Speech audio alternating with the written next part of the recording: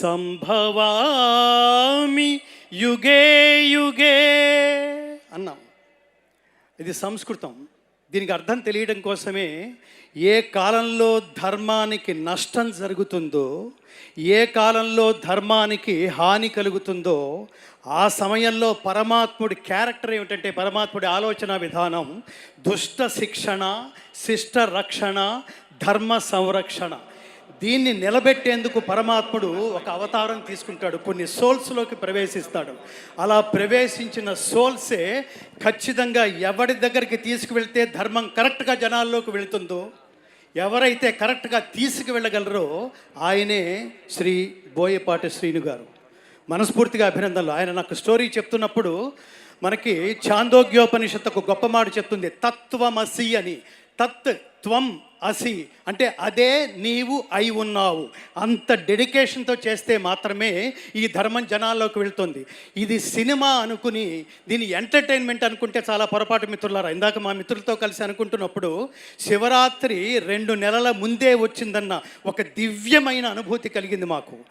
ఎప్పుడైతే బోయపాటి శ్రీను గారు నాకు నిజానికి ఈ సినిమాలో కీలకమైన సన్నివేశంలో 2 భగవద్గీత శ్లోకాలు నా చేత పాడించినందుకు ముఖ్యంగా బోయపాటి శ్రీను గారికి, బాలకృష్ణ గారికి, అలాగే నిర్మాతలకి, అతి ముఖ్యంగా పాటని స్వరాన్ని తనే అయిపోయి భావించి ఒక తపస్విలాగా చేయగలిగే తమన్ గారికి ప్రత్యేకమైన కృతజ్ఞతలు తెలియజేసుకుంటూ, భారతదేశంలో గుర్తుపెట్టుకోండి మిత్రులారా, ఈ సినిమా నుంచి మనం బాగుంది, బాలయ్య గారి నటన బాగుంది, బాలయ్య గారి నటన ఎప్పుడు బాగానే ఉంటుంది.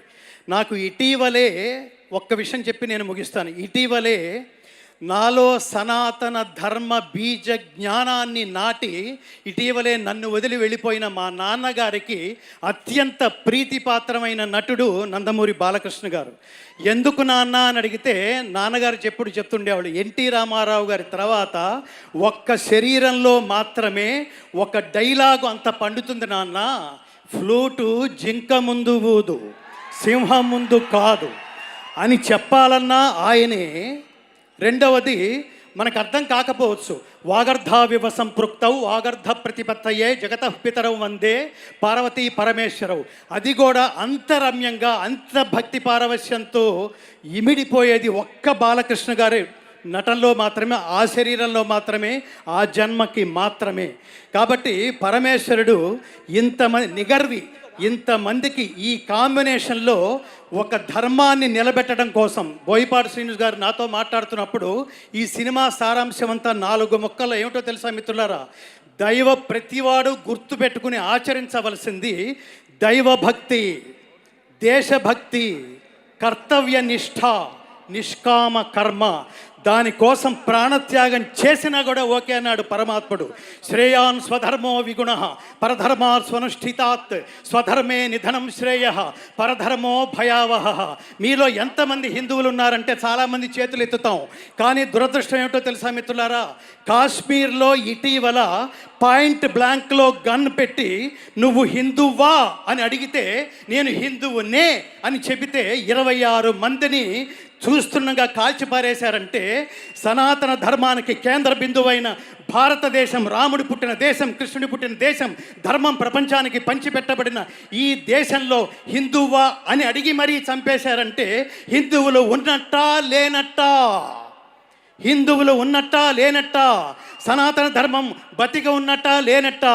ఈ ప్రశ్నలకి సమాధానమే మనలో ఉన్న సనాతన ధర్మాన్ని, సనాతన ధర్మ తత్వాన్ని జాగృతం చేయడం కోసమే మన మధ్యలోకి తీసుకొస్తున్న ఈ త్రిమూర్తులు బాలకృష్ణ గారు, అలాగే ఈ చిత్ర దర్శకులు బోయపాటి శ్రీను గారు, ఆచంట నిర్మాతలు. ఈ త్రిమూర్తులు వీటికి ఒక సోల్ లాంటి తమన్ గారు. మనం గుర్తుపెట్టుకోవాల్సిన బాధ్యత ఇక్కడ చప్పట్లు కొట్టి వెళ్ళిపోవటం కాదు.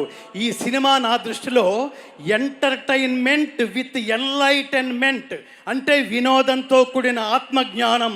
కోట్ల సినిమాలు వస్తే అలాంటి వాటిలో ఇలాంటి సినిమాలు రేరెస్ట్గా ఉంటాయి మిత్రులారా.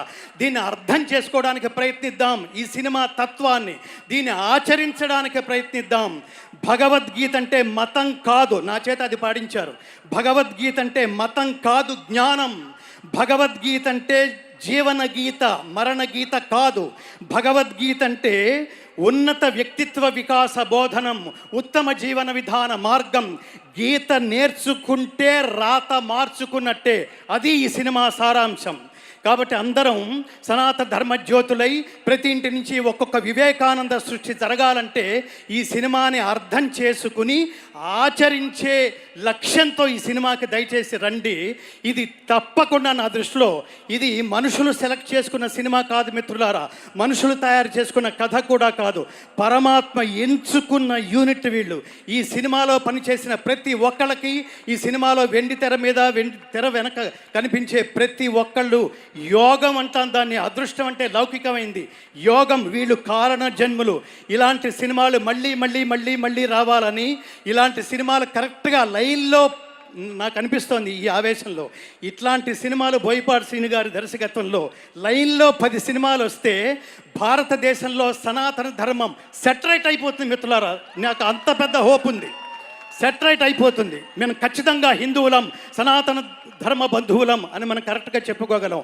అంతటి విశేషమైన ఈ సినిమాలో నాకు భగవద్గీత శ్లోకాలు, నేను ఇంత ఆవేశంగా గట్టిగా ఎందుకు మాట్లాడుతున్నానంటే సనాతన ధర్మానికి దెబ్బ తగిలితే నేను ఊరుకోలేను. ఎందుకంటే I have dedicated my entire life to propagate the essence of Bhagavad Gita through out the world.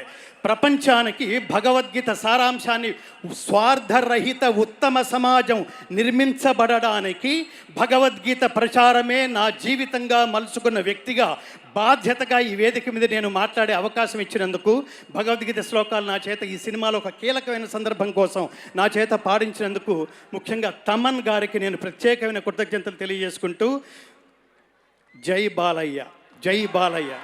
ఇందాక ఒక పాటలో పాటంతా ఒక ఎత్తు, ఆయన ఓం నమ శివాయ అని ఆ గొంతులో మాత్రమే శ్లోకం పండుతుంది మిత్రులారా.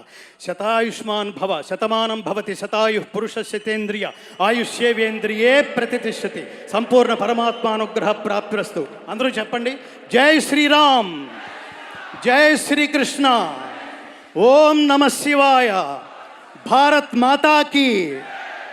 ధర్మం అంటే సర్వజన బంధువే హిందువు. హిందువు అనేది మతం కాదు మిత్రులారా. ఇది గుర్తుపెట్టుకుని అందరినీ కలుపుకుంటూ సనాతన ధర్మజ్యోతులై ప్రకాశింతురుగాక. జై శ్రీకృష్ణ. సర్వే జనా సుఖినో భవంతు.